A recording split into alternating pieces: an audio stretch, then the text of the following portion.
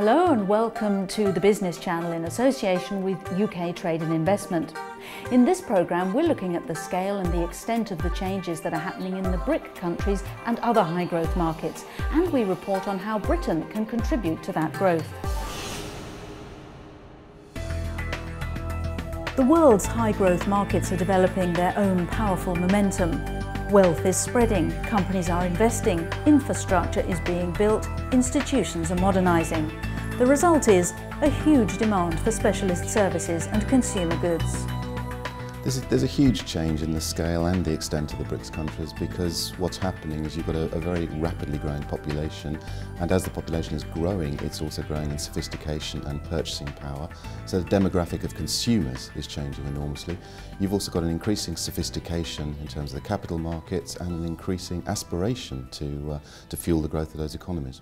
You've got a major consumption demand in China, Brazil, India. The middle class, massive increase to the point by 2050 they believe there'll be another 3 billion of people in the middle class. So the demand for consumer goods, pharmaceuticals, food and infrastructure are just growing so quickly. There's a big shift in economic power away from the West and to the East. China and India are the two giant economies, but there are extremely important economies in Thailand and Singapore and elsewhere, which obviously matter a great deal to us now. Next one coming along is probably Indonesia, given that Vietnam's already started. Well, Brazil has undergone major changes over the past many years.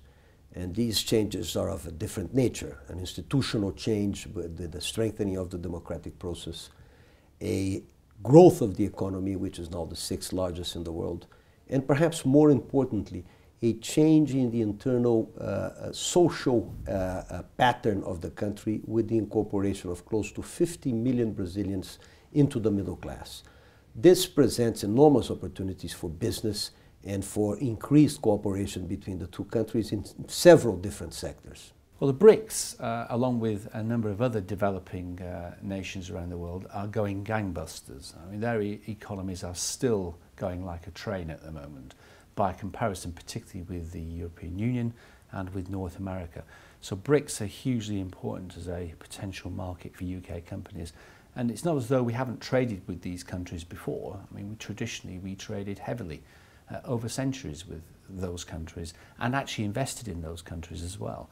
So we have a history of doing it. We have great companies, we have lots of energy, lots of innovation and talent and creativity in the UK. We can do it again. It's just that the UK sort of went to sleep 40 years ago when it joined the European Union. Now we're having to find our way in the world again. There's a huge demand, especially for UK-based specialist services such as engineering, high-tech services, and also for consumer goods. But predominantly we see big demand at the moment for infrastructure projects. We've recently funded projects in Tanzania for hydroelectric dam. We funded projects in Ghana for security equipment. We're looking at trades in Mozambique, in the Yemen, and in some of these more challenging countries, as well as the main BRIC countries. We're finding great opportunities in the high growth and emerging markets. Traditionally, manufacturing moved to these areas, for example, Brazil, to China, Southeast Asia, to find low-cost labour. What has happened more recently is that the demand is coming from within these markets. And so with that comes a demand for our product. In these areas, many companies are setting up global names such as Rolls-Royce, GKN. They are opening factories in these areas and setting up similar factories as they will have in the Western world. I would say, particularly thinking about South Africa, which has obviously had a checkered history in the past politically, we're seeing now quite strong growth in that country. And I think that's driven by improved economic conditions and political conditions, but is also driven by improved technology. So the backbone of today's technology, of course, is the internet, which is driven by IP networks. In South Africa, until recently, in fact, still, they're very, very expensive compared to the UK, several times more expensive than the UK and much slower. So this is improving a lot. So this year will fall by about 20%. The cost of the IP network will fall by about 20%. This is a huge enabler to develop those countries. New markets mean new technologies and new value. More sophisticated strategies for growth are being deployed all round, both by British companies going in and by a new breed of ambitious ventures coming out. In terms of geographical areas, I would say that for us, we see the new markets of Brazil, Russia, India and China as offering great potential for growth and great potential for future industrialization. And we see those as being markets that we've worked in now for about a decade or so and continuing to grow and be the basis for economic growth for ourselves and for our customers as well. Other than geographically, in terms of business-wise, we talk about now revamping and rebuilding customers' plants in order to improve the efficiency, the productivity and also the overall environmental friendliness of the plant. And that means really using new technologies and innovations to update and upskill their plants. Looking at India and China as examples, where there's very large populations and potential for growth is very high. Well, we've seen a big shift amongst our member companies. You know, the number of companies that are exporting has risen from 22% 15 months ago to 39% of our network now. And that's partly driven by the fact that the UK domestic market is flat, so they're having to seek markets elsewhere. But there's also been a significant shift away from the EU and towards the rest of the world. We've seen trade with the EU, particularly exports, reduce in the last 15 months, and we've seen a significant increase with the rest of the world, over 9%. Well, we're seeing more companies now mobilise and trying to reach into these fast-growing markets. So we're seeing growth pioneers, entrepreneurs reaching out, looking to export, collaborating more in countries further afield. And I guess what they're doing is capitalising now on those opportunities that we are seeing population growth and a big demand specifically for areas like wind energy, biotech, clean tech, food, and certainly the expertise we have in the UK at the moment plays to a lot of the benefits and demands that China, India, Brazil are seeking. Well, I think that if you go back to the patterns of trade that used to be exporting to high growth countries, it's now changing very dramatically. So we now have inward investment into the UK from countries. So examples are Tata Steel purchasing UK steel business, or Jaguar Land Rover, for example. So you've got that inward investment. You've also got a growing export, but an export much more of creativity, of intellectual property, and much less of manufactured goods. And you've got the two coming together when high growth companies are actually looking to buy intellectual property in the UK in order to leverage that with their own cost advantages and other things in their domestic markets. I would say the demand is growing strongly, particularly linked to two factors. First is the growth of the tablet computer, mobiles, the more mobile type devices, because you can do video communications or video conferencing from these devices very easily, and you can do it if you have Wi-Fi. You can do it on the move. So from a hotel, from an airport, for example, or from somebody else's office, you can get involved in a board meeting that's going on, you know, in any part of the world. The other factor is the infrastructure, where because the infrastructure can be improving at a tremendous rate. South Africa, for example, its IP infrastructure, the fundamental internet infrastructure of the country, is several times more expensive than the UK. Now it's becoming much cheaper, will fall 20% this year alone. Then that is enabling all these modern communications to happen. And this enables you to be able to manage people in those countries, to lead them, to train them, to talk to your customers, talk to your suppliers. It makes all that possible. Priorities are changing and expectations are rising in the growth markets, bringing a whole new series of high-value opportunities into play. The newly wealthy countries face a number of problems for the next few years. So it's not just the Western democracies that have problems, so do some of the Asian governments. They have got to show that the benefits of their new wealth are spreading across the whole population, not just to an elite group of super rich who've emerged in the emerging markets of places like India and China. And so they've got to catch up with their new importance and start putting resources into healthcare generally. I think that manufacturing is still an area where we need a lot of investment and a lot of technological input. I think infrastructure is particularly important. I think logistics are an area where British expertise is very well defined. And also the financing, the mechanisms that create the financing engineering for a number of infrastructural products in Brazil is something that the city can do very well. And we hope to witness an increased participation of this in Brazil as well. I'm particularly excited about a service we're providing at the moment called our High Value Opportunities Programme.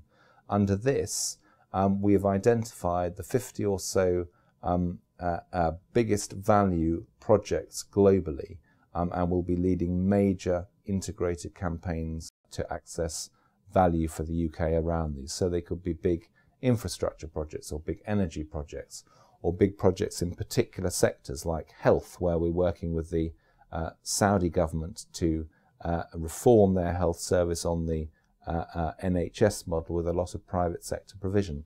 Or they could be education. For example, India needs another 10 million university places over the next 10 years and needs to upskill vocationally 500 million people over that same period. And this is not just for big companies. It is an integrated consortium approach. The major potential for firms trying to export into these high growth and emerging markets is the drive by these nations to develop quickly. Infrastructure needs improving, lifestyles are choices, people want fridges and cars and want to travel. So there are a large number of opportunities for manufacturers to go over there and help provide these products. Global firms, well-known firms such as Rolls-Royce, they're setting up factories in China, in Singapore recently. Other companies involved in aerospace and automotive are also setting up over there to help provide products for the local population. Previously, companies were setting up over there to make cars to export back over here. That's not the case anymore. Ironically, one of the big investments in UK manufacturing recently is at Jaguar Land Rover, building a huge new engine plant in Wolverhampton.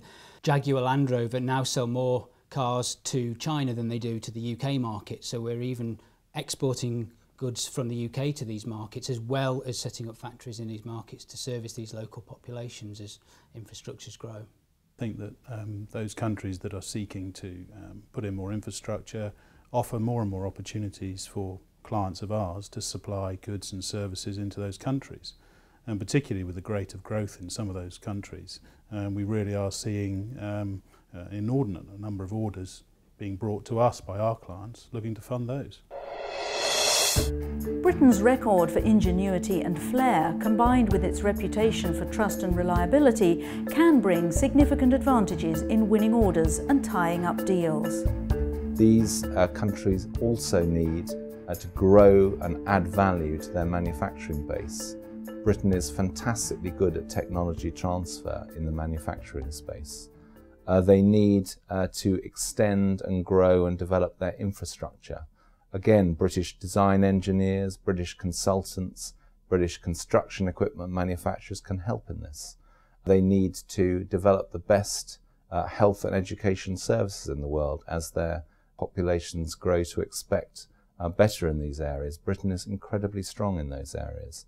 And with their growing middle classes, Britain provides the fashion, the creative, the film and the other products that those middle classes consume.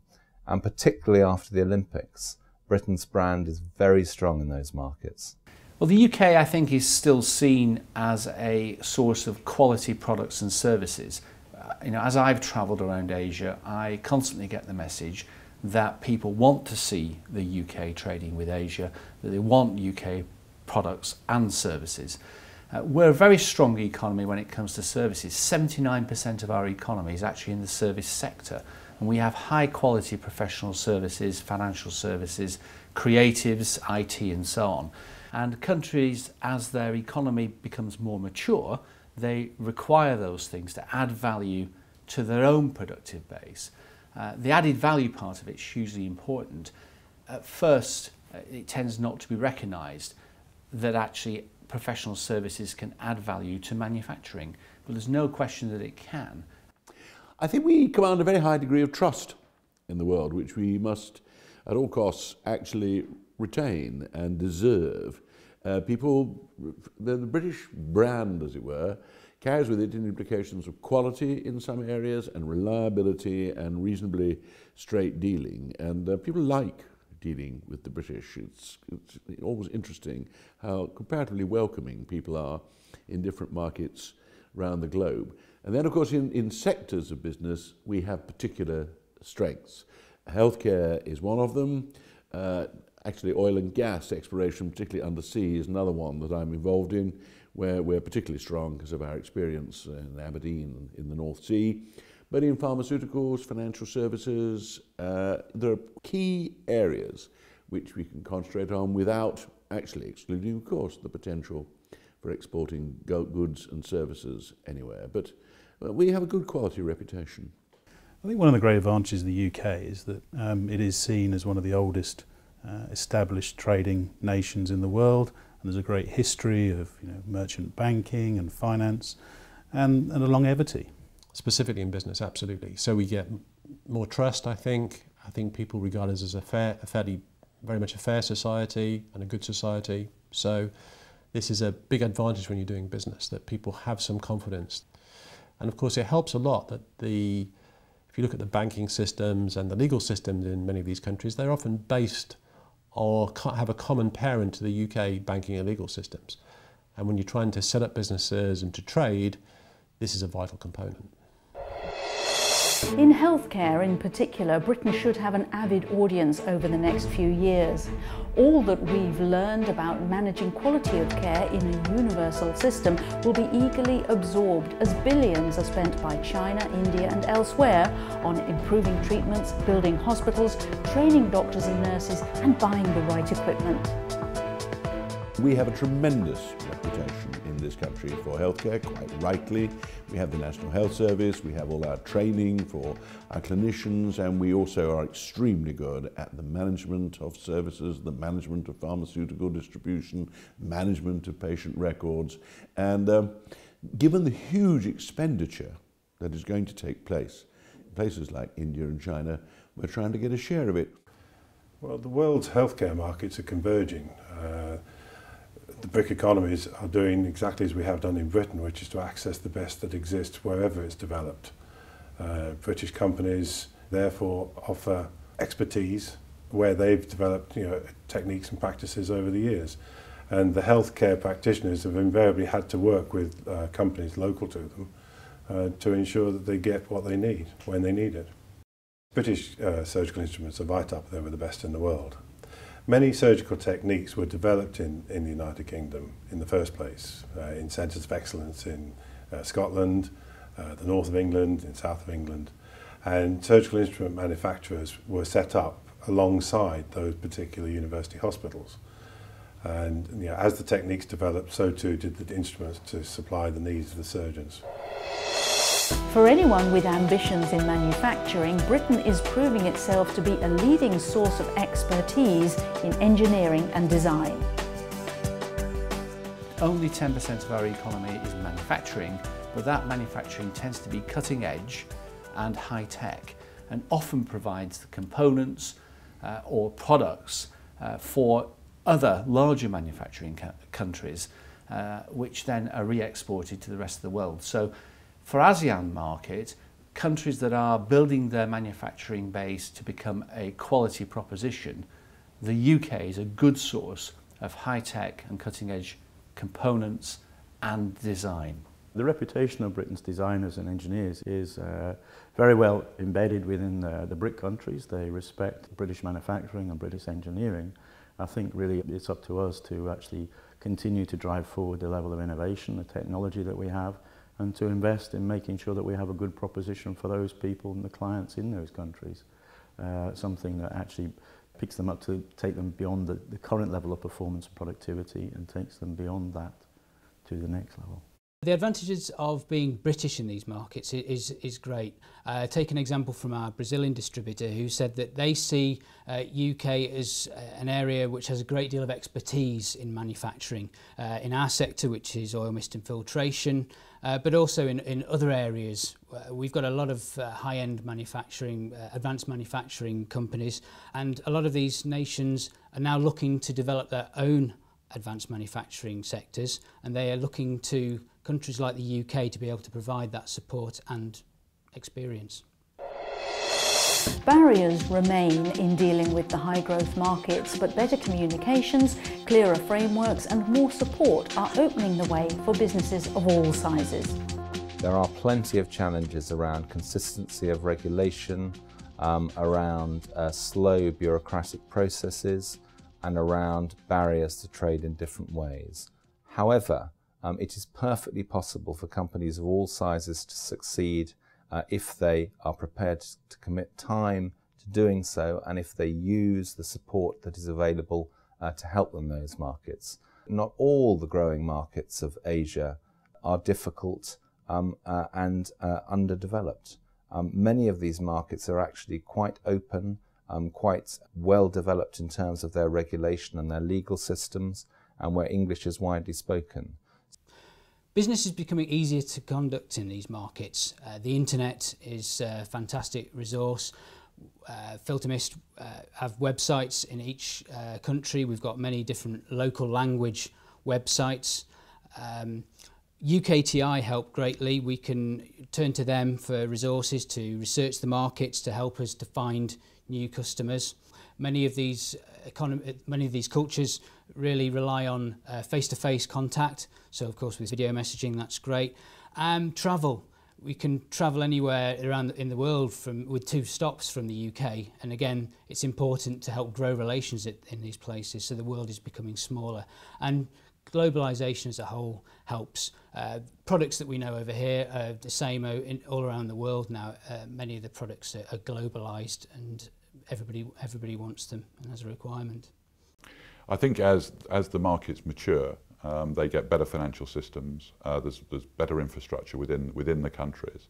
So as a result of that, it becomes more economical for countries such as the UK to trade with those partners and take away some of the problems those countries have with things like corruption, centralised government engaging the local businesses in making sure that they follow best business practice, the use of the English language in trade contracts so that everyone understands who's doing what.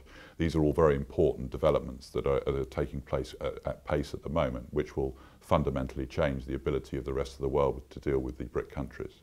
Technology makes such a difference when you're trying to deal with people. If you're dealing with people, for example, for whom English is not their first language, but you wish to conduct a business meeting in English, then having the visual cues that many cultures rely on in terms of understanding each other, understanding what somebody is saying, look at the expression on their face, and maybe the gestures that they're using. Very, very important in many cultures, more so than we have in the UK.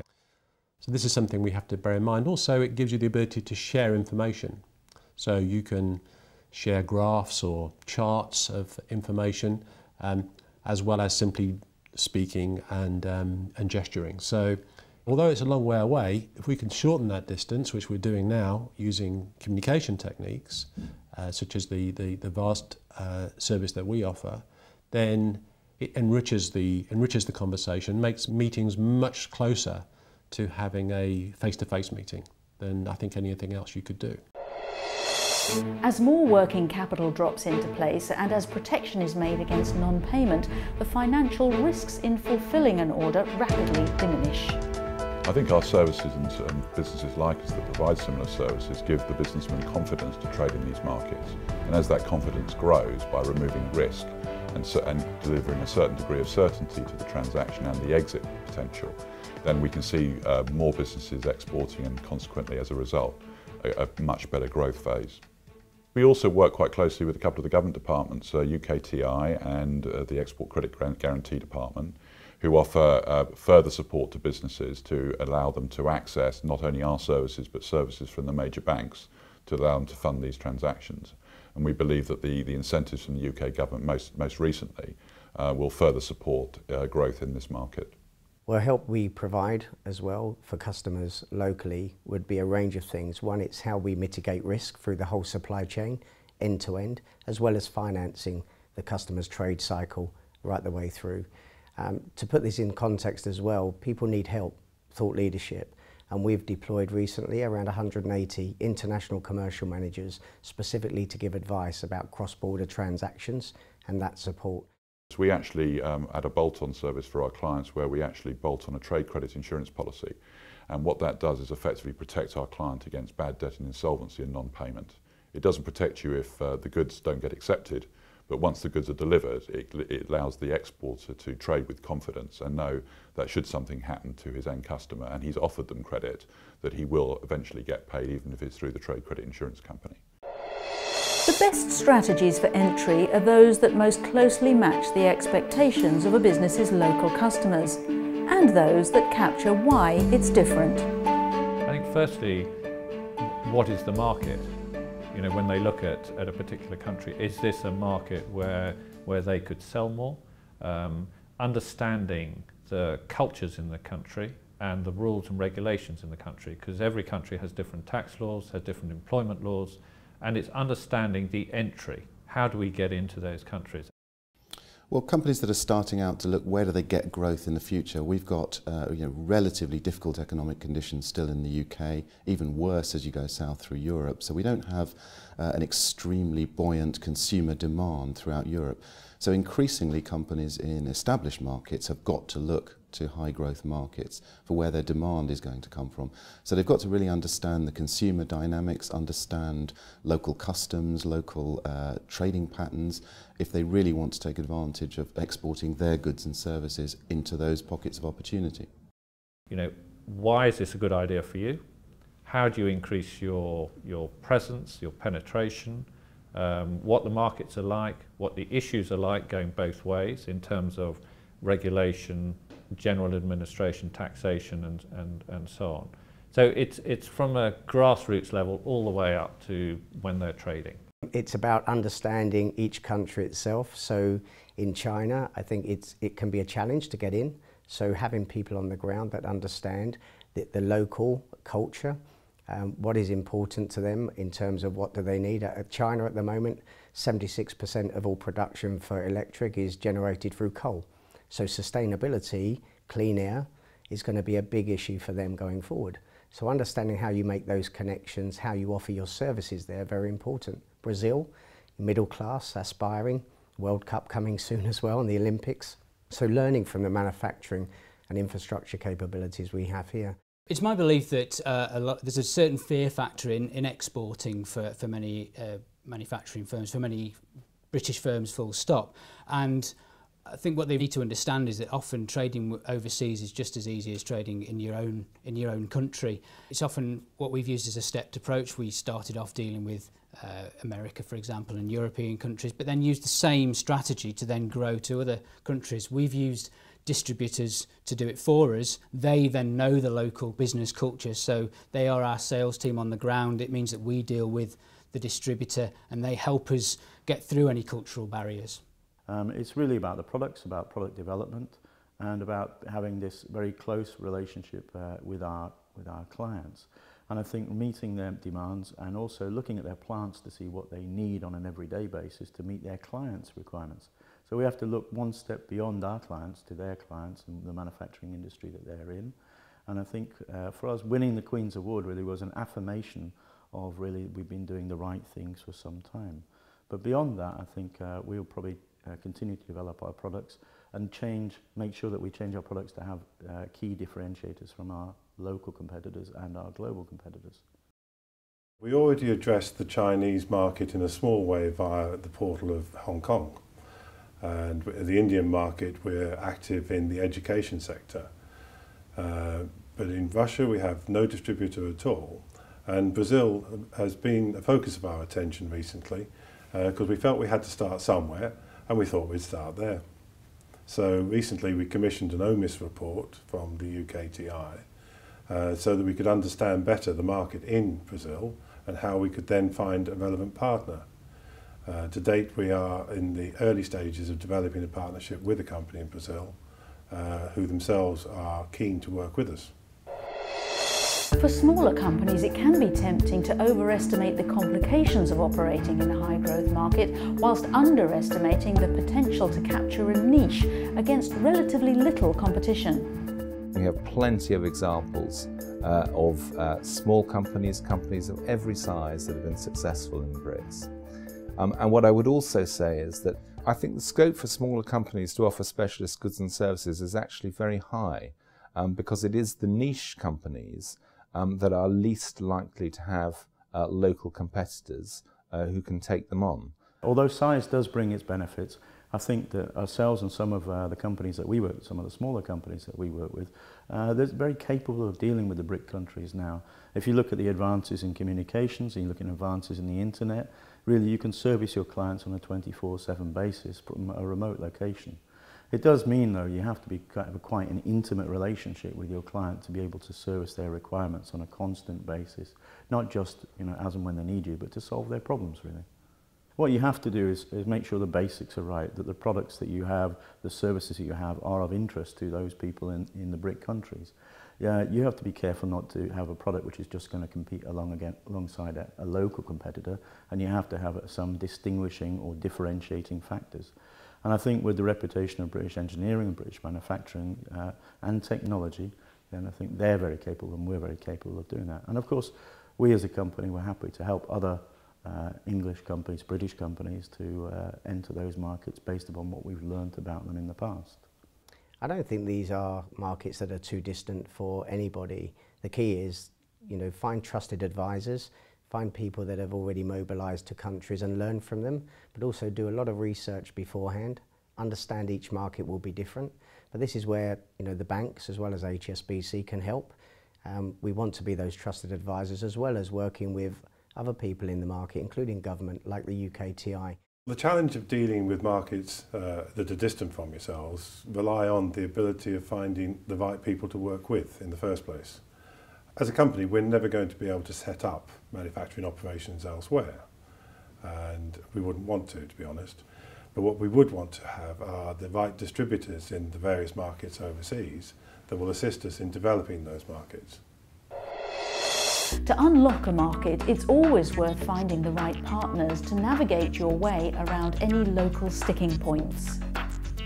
It's important to understand that doing business in Brazil is more about partnership than about seeking a customer. You have to seek partners and not customers. Sometimes you're going to find customers, but you have to try to seek partners, an alliance, building in Brazil, investing in Brazil, selling from the UK, sending things from the UK, but also building a cooperation and a partnership. And that is also true for smaller companies. They have to engage in the local market, they have to engage in the specific sectors and find appropriate partners to do business in Brazil. Advice for our clients looking at projects around the world is maybe sometimes it's a bit glib to say things, but I often say to people, don't do abroad what you wouldn't do at home. Common sense is a hugely valuable commodity which a lot of people tend to forget. And so I'd say to people, be sensible, make sure that you get a good local partner, use the knowledge and expertise of organisations that are there to help you promote your business, so like UKTI, like the government. And there's an awful lot of information out there, and if people look for it, find it and use it, it helps. The main sticking points when people are looking to trade in different countries is first time going to a country, just the awareness of the cultures, the people, systems, controls, procedures that will be different from your own country. And that's why you really do need to go in with a partner, someone who's knowledgeable, or ask other people. I mean, we have 40, 50, 60 clients, and we encourage those clients to talk to each other and share their experiences. That way we learn and they learn. The key to it all is making sure that you have very good people in place. Be able to find those people is a challenge. I think it's also really important that you plan ahead in terms of how are you going to communicate with people, how are you going to manage them, how are you going to talk to your customers and suppliers. This is all crucial in these type of markets, as it is anywhere else. Maybe more crucial, because I think in many of those countries, having this personal contact or as close to personal contact as you can get is more important than it is in maybe the Anglo-Saxon cultures. In developing business with any of these new high-growth markets, you aren't alone. Support from a variety of sources will steer you in the right direction. So we're on a massive export drive in the UK at the moment, so there are a lot of schemes and funds available for small companies, medium-sized companies and large companies attempting to enter the BRICS markets and the other emerging markets. We, UKTI, are strongly present in all the BRICS, and we're present in 100 markets of the world. Trade associations can help you in those markets, chambers can help you in those markets. Well, we have a significant trade promotion sector which is open to all inquiries. We have a network with information available in the net, Brazil Trade Net, which is something very, very simple, and where we will identify potential partners and potential buyers of British goods and services as well. There's an enormous market for services, including services in education. So it's all very simple, and there's a big unit at our embassy allocated to helping interests and providing, let's say, bridges between Brazil and the UK. Of course, UKTI and the participation of the British representations in Brazil, the consulates and the embassy, are also very important in this respect. British Chambers of Commerce provide more business services than any other organisation in the UK to UK companies, and it's our ambition to do even more and step change the level of service that we can provide. And we are working at the moment hard on a project with the UK government to actually develop practical platforms for export around the world, including in China. We've worked with, for instance, more recently, in association with British Airways, actually in the Middle East, in the Gulf, to go out there, and it's not only selling UK, but having companies who join those missions to go and really understand what's happening and what it's like on the ground. Because it's only when you understand what it's like on the ground, what the market is like, what the people are like, and how welcoming actually these countries are, that you understand, okay, there's a really good opportunity here. Exporting has really come to the fore in the last 12 months. The UKTI are very helpful in many areas, and we're keen to work with them further in the future.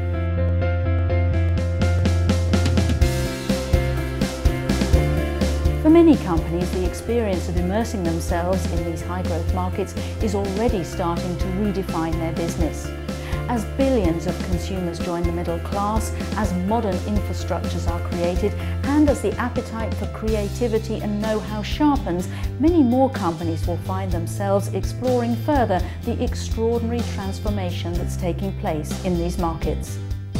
Well, that's all we've got time for at the moment, but if you'd like to know more about any of the organisations that we featured, then visit our website, thebusinesschannel.tv. Bye-bye for now.